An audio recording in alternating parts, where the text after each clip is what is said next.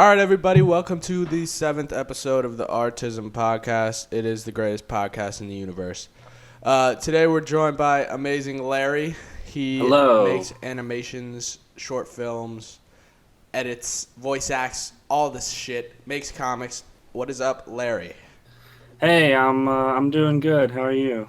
Doing pretty good. You just woke up, I presume? Yes, I did. I did not get much sleep last night. I was laughing over Nathan for You, which Ah, is a great show. I recommend it. fantastic show. I completely understand your tiredness. Well, Yeah, it's yeah, good. go ahead. No, I was just gonna say it's one of the funniest comedy programs on television, so I recommend it. Yeah, I definitely agree. And I mean, I could definitely see some of that just overt sarcasm in your comics and shit. Just like, Yeah, no, I mean it's a different style, but like I could see I guess I could see the sort of similarities in between like the sort of ridiculous situations. yeah, exactly. Like, just that deadpan. What the fuck is happening right now? Yes, I enjoy that humor. Yeah. So I mean, tell us a little bit about yourself. How'd you get into animating or into NewGrounds? Well, I suppose that was a long time ago, so it's hard to remember. But I guess I followed a lot of animators back in the day. I was introduced to like things like Spaz Kids, Sonichu series, Mm. and all these other like Egoraptor's early stuff. And I browsed Newgrounds and whatever. And I didn't really get into like being part of that community, I suppose, until my friends started animating, and I was like, oh, well, this is something that's, it's not too hard to actually get into. So I did some simple stuff, simple voice acting I started out with, and mostly for like animation tests. My friend Spinal Palm did, and then I did Goofballs, I guess, which I took from a copy pasta from the internet, and I voiced it and had my friend Spinal Palm animate it, and that got like hundreds of thousands of views really quickly. And John Tron commented on it, and whatever. So Yeah, it's wild. it got popular really quick, and then I never quite hit that again. But that was all about timing, really. It was really Yeah. well timed, Mm. like in terms of when it was released. I was upset actually when I released that because I wanted to be the first Game Grumps animated that wasn't based on like a clip from the show, but like Psychic Pebbles released his like a week earlier or something like that, and it was Ah, kind of the same concept. So I was a little upset about that, but otherwise, I still guess I'm hugely happy. successful. Yeah, yeah. So what are you up to now then? Just you're in film school? Yes, I'm enrolled. Well, it's not a film school; it's a film program at a school. I couldn't quite afford full film school, but it's a good program, and yeah, I'm just in my final semester, so I'm working on my senior film, whatever, and yeah, I'm more looking to get into the film side of things. Animation is an interest of mine and a hobby, but I'm definitely like an outlet for storytelling, but I'm more interested on the side of film things. Okay. So like, what would we expect? Like stuff like slapstick or? Well, not for my senior project. It's a more serious venture. It's gonna get. I'm trying to get higher production value, whatever, from it. Trying to make it look better.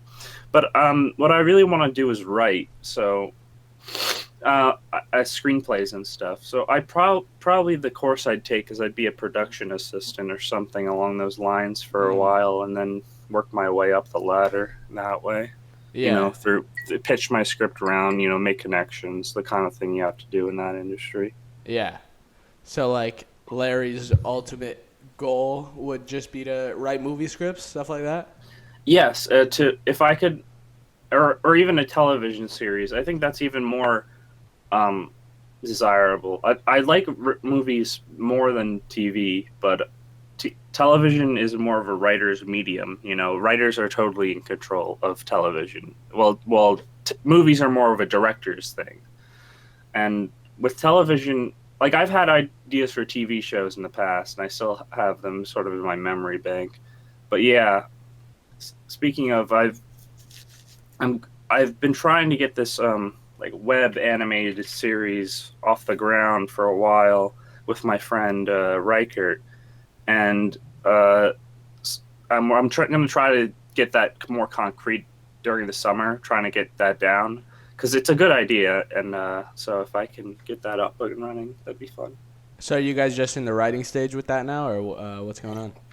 Yeah, we're still trying to figure out exactly the route to go with it. We did write a couple scripts for full episodes, and it's all about like, because there's so many options, I guess, because we've created like this world of that. There's like so much to do with it, so we're not exactly sure where to start, which is, I guess, the problem. Yeah, it's definitely hard when you are overwhelmed with options. I feel like, in a sense, like you never want to put yourself in a box, but it's nice to create a box for yourself so you can find interesting ways to break out of it. Yeah, no, I agree, because like a thing about screenwriting is that problem with like options, like, oh, I could go this way, I could go this way, but you have to, at one point you have to commit. You know, you have to say, okay, I'm doing this, I'm not doing this thing, you know. Exactly. Because like because you can't do everything with one thing, you know. You have to save your other ideas for some other thing. Yeah. So can you tell us a little bit about this series, or is it a little bit hush hush at the moment?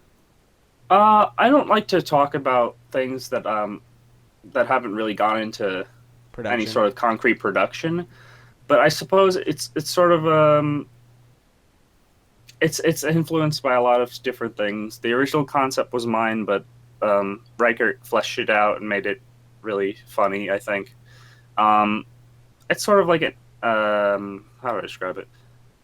It's a almost an anime sort of esque parody thing, but not quite. It makes fun of anime, but also Western cartoons in their plot lines, and has a paraplegic character who's my favorite. So there's a lot of going on in that. Just very, very satirical stuff. Not quite satirical. Just like, it's not directly making fun of any one thing. It's just sort of playing off of old ideas, I guess is the right word. Okay, and just like running them over the top. Yeah, making things over the top and making things just making ridiculous jokes off of that, and gags, which my friend Reichert is great with gags, coming up with gags. But it's sometimes hard to fit it around the episodes. Like, I want to put this gag in, but you know, I don't know how this fits in. But yeah. So where do you get your inspiration for writing? Recently, I've been watching a lot of the Coen Brothers films, and they make these darker comedies with sort of these themes that go along with them. Like, for example, I watched one called Barton Fink recently, and it has John Goodman in it, and it's really interesting. It's about a screenwriter, so it's kind of personal, I guess, but it's, you know, it has this sense of like dry humor, kind of like this sarcastic, like strange dialogue, and I guess that kind of inspires me, because like I also like darker humor in terms of like subject matter, like taboo things, not like, and I don't mean darker humor like, you know, off-color, politically incorrect stuff. I mean like stuff that's dealing with, you know, death or whatever. That stuff that's kind of like not typically joked about, but I think that's been an inspiration for my writing recently. But in general, I suppose like I've been watching a lot of like Adult Swim shows, trying to get the hang of the dialogue in it, especially the dialogue in Aqua Teen Hunger Force and Venture Brothers are especially inspiring to me, because the way they craft their dialogue is like, it's really top notch, because it's especially Aqua Teen, they could just ramble on and it's really entertaining and nothing's happening on screen. So they can have a whole episode of just characters talking and nothing happening, and it's funny, you know. So Yeah. that's a difficult thing to do. So Yeah. I think that's particularly a good study. Most definitely. There's definitely a lot of reliance on visual comedy when it comes to people that are weak writers. Yeah, no, I don't know about that because I do like visual humor. No, I I just feel know. like a lot of animations don't do it, which is interesting. Because like you see a lot of animations that are very like reliant on visuals, but the joke isn't visual. Yeah. For example, I don't want to give an example because it'd be rude, but let's give a hypothetical example where the joke is these characters' dialogue. It's in the dialogue, which is most animations. The joke is in the dialogue, but then you have this crazy, like really detailed animation going on. When in reality, you could probably get away with something like sick animation, and it would be funnier. You Yeah. know, I like unless that's what I feel about animation is like unless the joke is coming from the visuals, you really don't need to go all out. Yeah. It Like just there's some, seems like a waste of yeah, energy like almost. Jamie Rodriguez, who did Prank Time, which Yeah. was big on Newgrounds and whatever. The joke is entirely visual, so it makes sense that like It's it would be insane so visually. detailed, you know, Yeah. insane. Yeah, he's incredibly talented. I've met Dope him, guy. and he's great. It's cool. But yeah, that's like something that I think a lot of animators could like learn from making more visual gags because a lot of animations aren't that visual. Very true. Yeah, I love visual gags. Don't get me wrong. Hmm. I was just Yeah, saying they use it almost like you said, like almost incorrectly when it's just not yeah. necessary. No, I because like a visual gag isn't like in my opinion, it's not a reaction face. It's not a funny face that you paste in like to punch up the Like dialogue because what? it's almost a crutch at Yeah, that point. exactly. I think it's more of like it's actually got a joke behind it, which it's not to say reaction faces are necessarily bad. I think Ego Raptor, especially like with his earlier stuff, did great with like those ridiculous over the top faces. Yeah. But I think like relying on like one frame cutting to like, oh, this face is kind of funny, it's not always that effective in my opinion. Hmm. So I mean, we even see that in like your animations. We're very dialogue heavy. Like, don't like we look at like something like Halloween, which you put out recently, right? Oh yes, It's Halloween, purposefully. that was a collab entry. The idea behind that was I wanted to do something weird, basically. Like, yeah, the jokes are in the dialogue. That's correct, but I wanted to mess with the dialogue, kind of like how I have it have all this distorted effects and like talking backwards at one point, and the dialogue makes no sense, that kind of thing. Yeah. Because I felt like with that collab, I didn't want it to look like anything else. I didn't want it to be like anything else in that collab. I wanted to stand out, so I kind of made it kind of weird. Yeah. Was that the Halloween collab that was like 12 minutes long or whatever? Yeah, that was the one that the New Wave group of animators did. Hmm. So are The you are you a part of that group? I was in their Discord for a while, but I'm not in official capacity. No, I don't think anyone's officially in the group. It's not like a concrete group. Hmm. It's more like a bunch of friends, Got it. and I'm friends with some of the people in the group, but it's just like I'm not part of the group, basically. Uh, but what about Asshole Animators Association? You're in that, right? Yes, that. Um, that's not really a thing anymore. I mean, not in a like again, not in an official capacity, because there was a falling out between some of the people. Things happen, Yeah. and basically, what it came down to was whether we wanted to keep up the image of like being this concrete group of people who do all this stuff, and it's just like at that point we were all doing our own things. Like we were working for other people. You know, we weren't really working on our own projects really or anything collaborative. So it sort of fell apart. I mean, we still talk to like each other. Like we still have a Skype group and whatever, and you know, we're all kind of friends. But it's not an actual thing anymore. Yeah. If you understand. No, I get it completely. Yeah. So I mean, I guess how did that group kind of form? Like you got all these like talented voices, just Yeah, that it was kind of coincidental almost. I think like what happened was me and Spinal Palm are friends in real life, and we got on the Skype one day, and like we with our other friend who doesn't animate, and we started talking about stuff and whatever because we used to do Xbox. What do they call them? The parties. party chat. Yeah. Yeah, the party chat, and then when Classic. we sort of like, okay, this because then I stopped playing it. We stopped playing Xbox, so we moved to the PC. Yep.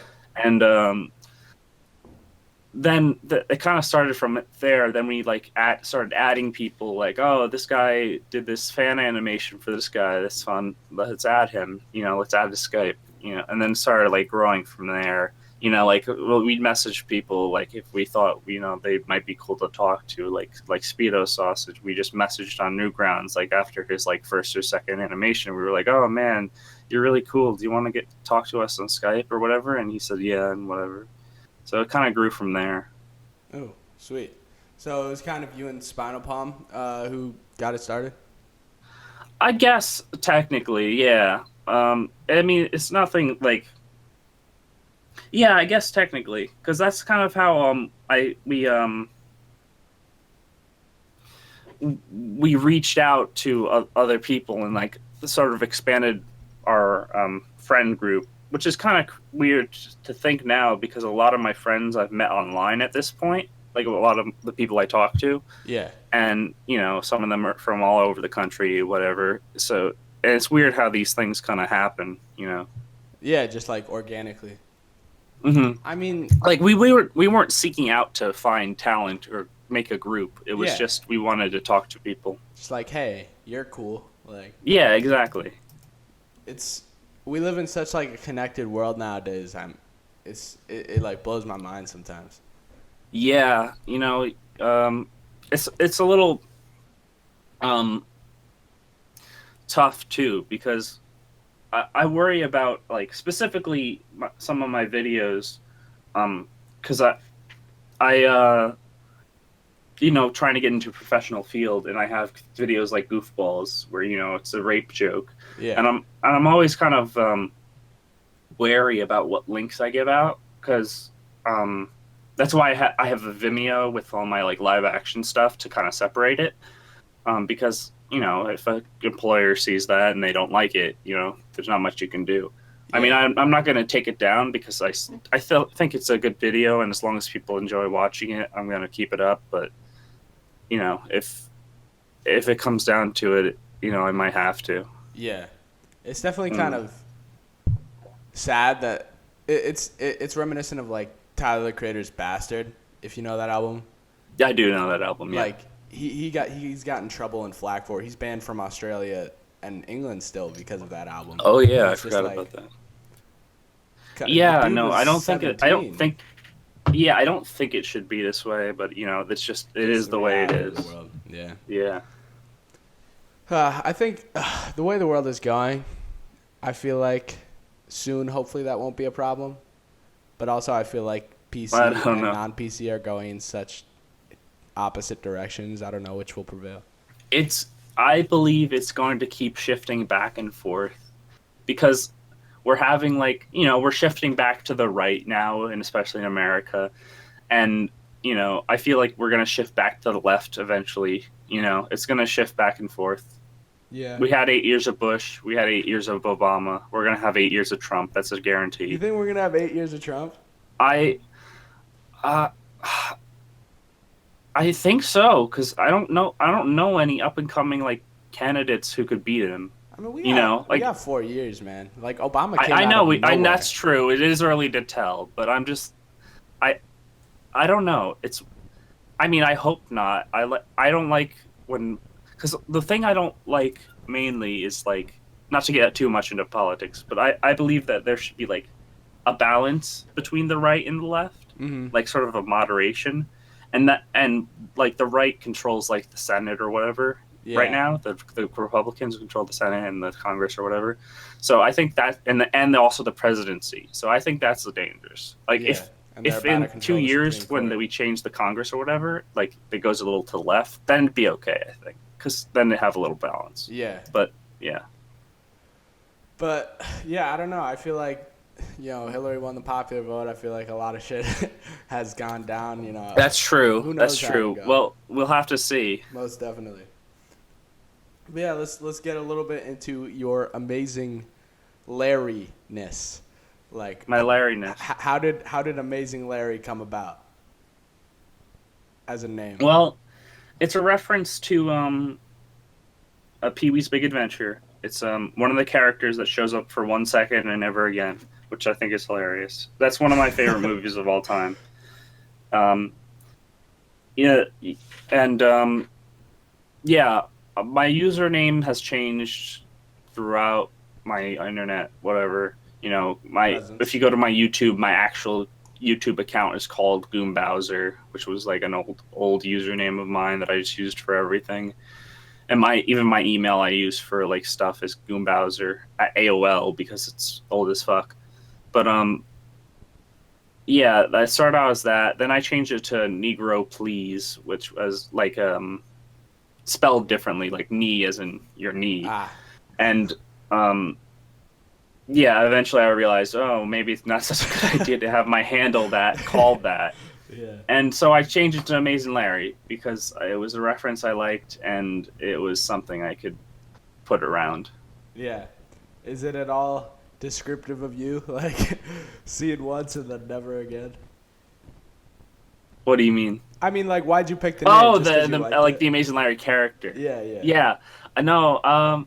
I think it's like indicative of my humor. I think because like you'd have to see the scene, but basically, Pee Wee points out like, "Oh, is there anything you have to share with us, Amazing Larry?" And we cut to a shot of this ridiculous looking man, like with like this crazy hair, and then you just never see him again, which is like the best like joke ever. So it's And just like so a I huge thought, what the fuck moment. yeah, it's like because apparently there is a deleted scene that was supposed to happen that explained his character, but it's even funnier without it. It's even Like it's funnier than funnier the, without any yeah, explanation. yeah. And I think that is like a lot of my humor is like there's no explanation. Yeah, I definitely do leave a lot of your videos like, I laughed, but I was unsure what the exact punchline was. Yeah, no, I want to change that a little bit though. I mean, like I haven't. I mean, if you've seen Slapstick, I have. it's more concrete writing, mostly because that was for a class. I couldn't get too abstract. Yeah. But I want to kind of combine the two, kind of have a concrete sort of story going on, but also have some abstract, weird things in between. Nice little balance. Yeah, a balance, I think, is a good thing. Yeah. So, do you have any plans for this coming year? Like, what's going on? Oh, yeah. So, I'm graduating college in like May or June, so that's going to be a big thing. And so I'll be trying to get a job, I guess. And after that, and also the web series possibly happening if we can get it off the ground. And by the way, that wouldn't happen during this year. It would probably take A couple years. excuse me, it probably take a while, Yeah. to actually come out if we do produce it. Would we see And that on YouTube or? that would be on YouTube, yes. But if other than that, I mean, I'll probably be writing a lot, just trying to build up a bunch of a portfolio of scripts sort of things, like screenplays and whatever. Yeah. And I'll still be doing the Amazing comics. Says, although not I do them sporadically now, but I'll try to like do it a bit more consistently in the future.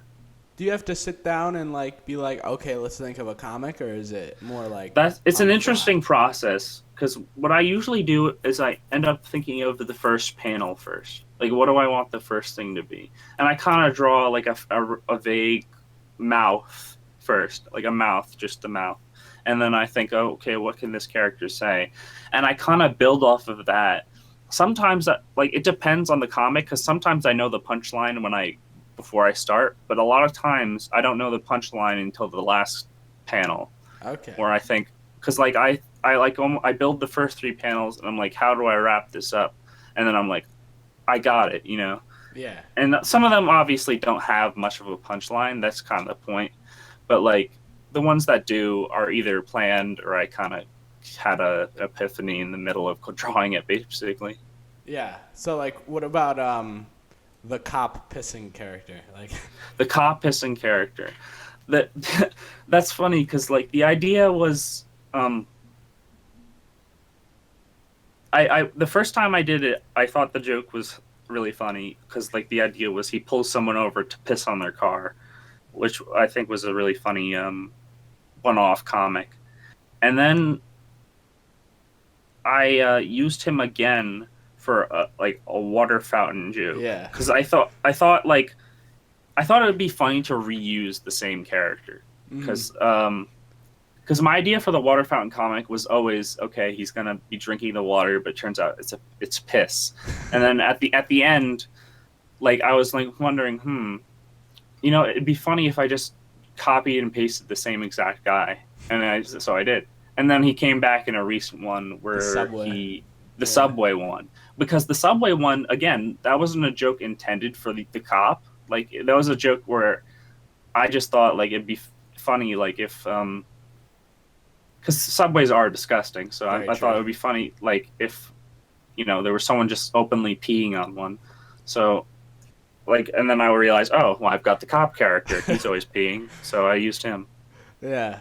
Just And I also have like the Frank yep. character with the beak. Douchebag bird, whatever you call Yeah, it. and again, like his was a one-off joke for the teacher one where he was just gonna say the guy's like, oh, the teacher's pretty hot, and he sees the teacher being fucked, and he's like, yeah, or whatever. He's like, yes. So again, it was just a matter of like I thought it would be funny to reuse him, and then he sort of became reoccurring. Yeah. So like with with your comic series, have you ever thought about doing like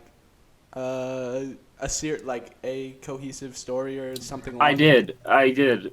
Not with Amazin comics, but I wanted to do an offshoot sort of thing.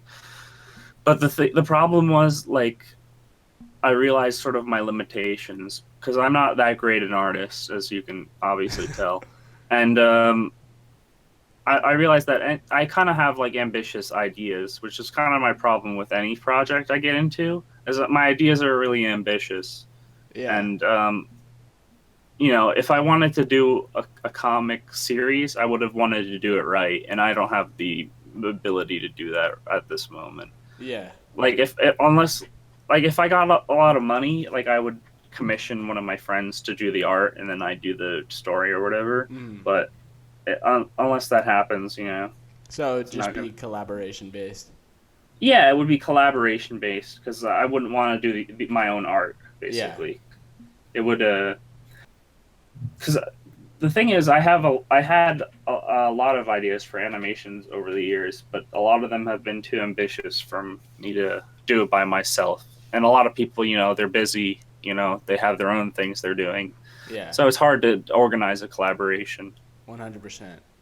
You've been around though, voice acting here and there, right? Yeah, Is that also something you like doing, or is that just more like, okay, yeah, I'll do this? that was something I enjoyed doing more so. Um, when I first started out, you see, it was more of a means to an end. My friend needed a voice, and I always did like funny voices and whatever. So I was like, okay, I'll do it, and then started doing it for everyone, and yeah, it was. Yeah, I still enjoy it to an extent, but I realized my limitations there as well. because I feel like I have one or two good voices I can do, and then like that's about it. And I'd admit they are pretty good like for certain characters, but they don't work for everything. You know, Yeah. I think like I'm not like Brock Baker for example. He can do all those impressions. Like I can't do that. You know, Hmm. so and it's hard to compete. You know, when with the Brock Breakers of the world because they do have the ability to have such a wide vocal range. Most So definitely. I kind of like fizzled out of doing that. I wanted to get into it a bit more recently, but like a lot of my friends are working on paid like stuff, so it's hard to like get friends to do it to get into it. You know, Yeah. You've been like commissioned a couple times to do some editing work, haven't you? I did. I get commissioned to do not just editing, but basically the whole video. Mm. It was by this guy, Ragu Online, I believe is the name of his channel, and I got connected through a friend because he was like, "Oh," because my friend did Silvermania did a video for him, so I was like, "Okay, okay." Then he's like, "Oh, this guy wants to make a video, or whatever," and yeah, it was like he paid, he paid me, and then I made a weird video for him. I felt like I didn't put too much effort into it. I mean, I put a decent amount of effort into it, but I didn't put like crazy amount of time into it because a it wasn't that much money, and b the guy seemed to like weird things to begin with. So I felt, oh well, if I make something weird, then I think he'll like it, and he did like it. So I think that was a nice little thing. That was a while ago though, but yeah, that was Just I mean, making I'd like some. to do something like that again, but like that's a rare opportunity where someone gives you full creative control. You Very know, true.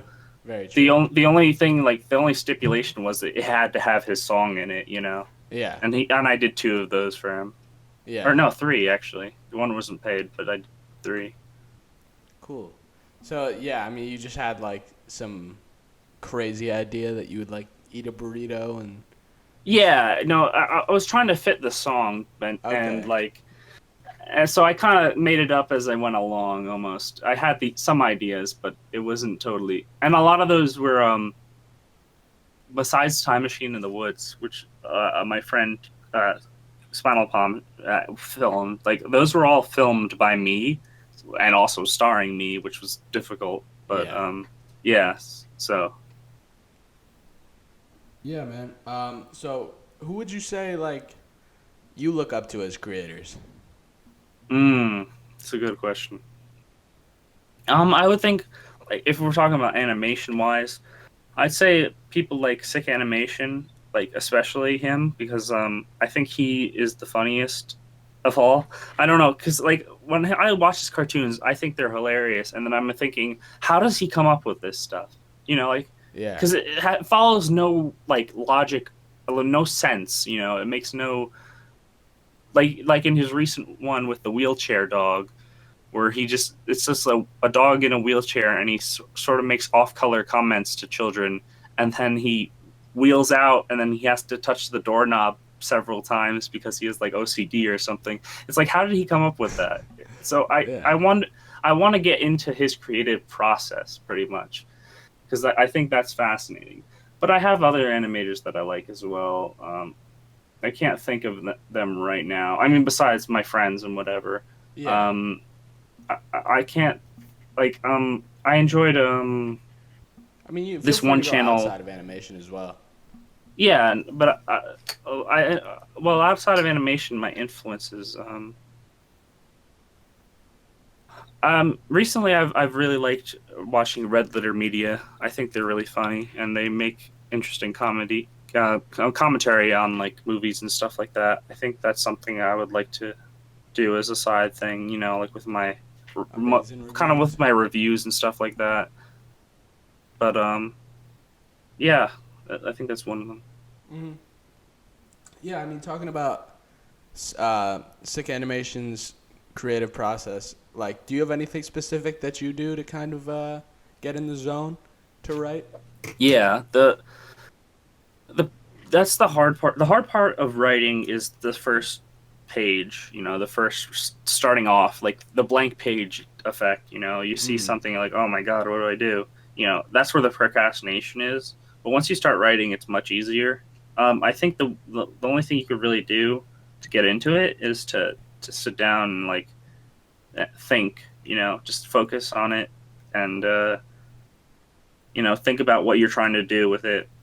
I mean, not all of my stuff is totally written. Like I said, the comics are sometimes improvisation, and some of my videos are as well. Like the James and Mike one, it was totally improvised. Like I just did weird impressions of James Rolfe and Mike Matei, and I went back and forth with myself like that, and I made a video. So sometimes it's just a lot of that, like just kind of coming up with things on the spot. But with writing, it's just, especially for comedy, you got to think of like what you think is funny, because ultimately someone else is going to find it funny too. So exactly, somebody's going to resonate with you. Yeah. So your advice is just get going, just start. Yeah, just I guess sit down and really put your mind to it, because you got to focus, and you can't have distractions, like close out all your tabs or whatever, Turn the phone on silent, boy. Yeah, exactly. Yeah. So, I mean, do you have anything coming in the near future? Well, I'm mostly gonna be working on my semester, and working on my senior project. So that's probably the soonest thing you'll see from me is my senior film, which will be about like 7 or 8 minutes long. That's how long the script is. So yeah, we'll see.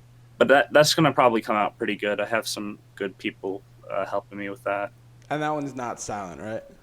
No, this is not a silent film. It's a serious film, but it's not a comedy, basically. Oh, okay. Will we see it on your YouTube, or is it just going up on Vimeo? I think I'll put it on my YouTube. It's gonna depend, but I might put it on my YouTube. Yeah. Cool. Well, I think we'll wrap this up then. Okay. Got anything else to say, Larry? Oh, nice. No, I'm just I guess to continue watching. Yeah, I mean, continue watching Larry. His links will be in the description. This podcast, like Larry, is fucking amazing. So, Yes. subscribe Sundays and Thursdays. That's it. Peace.